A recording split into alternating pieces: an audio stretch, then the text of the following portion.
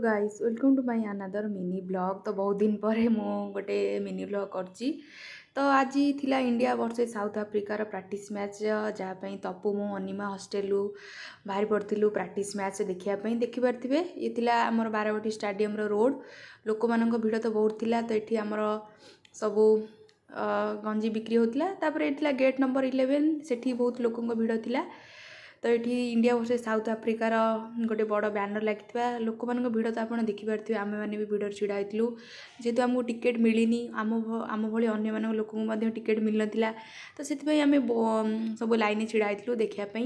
तापर आम स्टाडियम भर एंट्री करूँ देखिपे गैलेरी नंबर 1 दृश्य यहाँ केते लोक आसचंदी प्रैक्टिस मैच देखापी। सेपटे हार्दिक पांड्या तिलक वर्मा सुमन गिल समस्ते प्रैक्टिस करते। ये संध्यार व्यू। तापर ब्लॉग टी शेष होता। देखा नेक्स्ट ब्लॉग रे।